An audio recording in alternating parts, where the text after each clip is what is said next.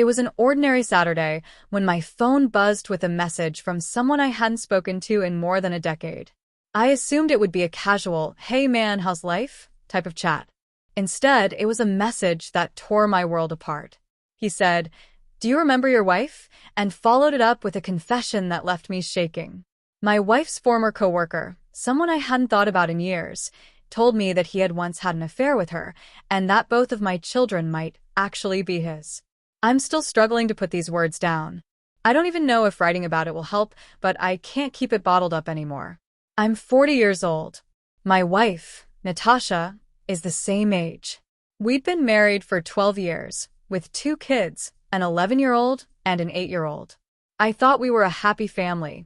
I loved my children more than anything in this world. There was never any reason to question whether they were mine. They looked like her, sure, but kids resemble both parents in different ways. We had a normal relationship, a normal sex life, and no visible cracks in our marriage, at least not from where I stood.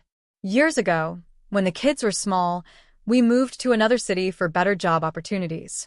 The move was good for us financially, but she seemed sad about leaving. She said she'd miss her friends, especially the people she worked with.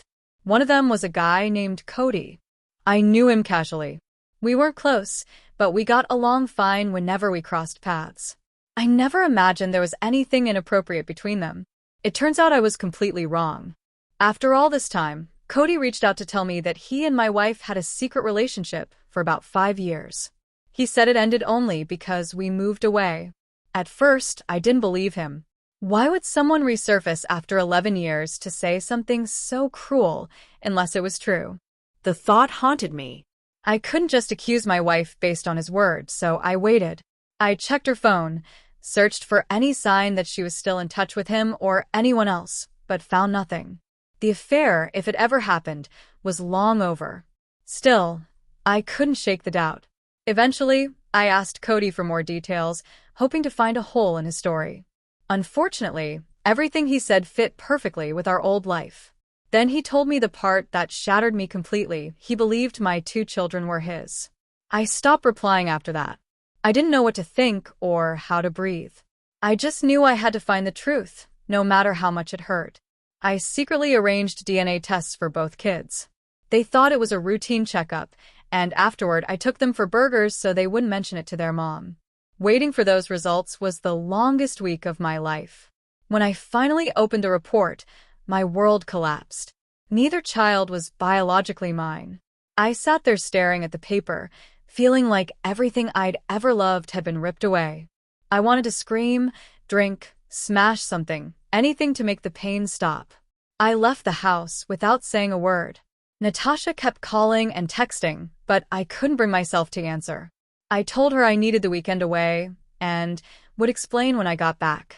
When I returned, I confronted her. I told her Cody had reached out, and she immediately panicked. She tried to play dumb, then called it a prank. When I told her about the DNA test, her face went pale. She started shaking and crying, saying she never knew for sure who the father was, that she'd made a mistake years ago and had regretted it every day since. I didn't buy it. She wasn't sorry she cheated. She was sorry she got caught. The affair lasted for years. It only ended because we moved away. There's no way to call that a mistake. I told her I was done, handed her the test results, and walked out. Later, I served her with divorce papers. I didn't want to fight over the house or money. I just wanted out. The only thing harder than confronting her was telling the kids. That conversation broke me more than anything else ever could. I sat them down and told them the truth, that I wasn't their biological father. The youngest didn't quite understand, but the older one did. They cried, and so did I. I told them I would always love them, but that I might not be around much anymore. Saying those words felt like tearing my heart in half. The divorce process moved quickly. I didn't contest anything. Another court-ordered paternity test confirmed what I already knew, and because I wasn't their father, custody and child support weren't an issue. I gave up the house. It was full of memories I couldn't bear to live with. I managed to avoid paying alimony too, which was one small relief in the middle of all the wreckage. But I couldn't just let Natasha's lies stay hidden. She had spent years pretending to be perfect, gossiping about others while hiding her own sins. I decided to make sure everyone knew the truth. I wrote a detailed post online explaining everything. I included proof, the DNA results and pictures, and tagged her so no one could miss it. I called her family, her friends, even people from her workplace, and told them exactly what she'd done. I didn't do it to be petty.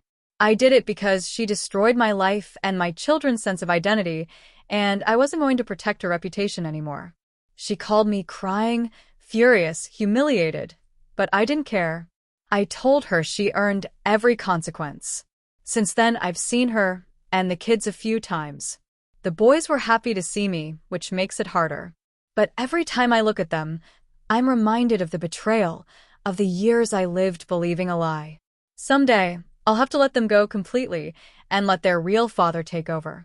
It kills me to say that. They were my whole world, even if they never shared my blood. But now, I'm trying to rebuild my life from the ashes of what she destroyed. And the truth? I don't regret exposing her. She took everything from me, but I still have my honesty, and that's something she can never take back.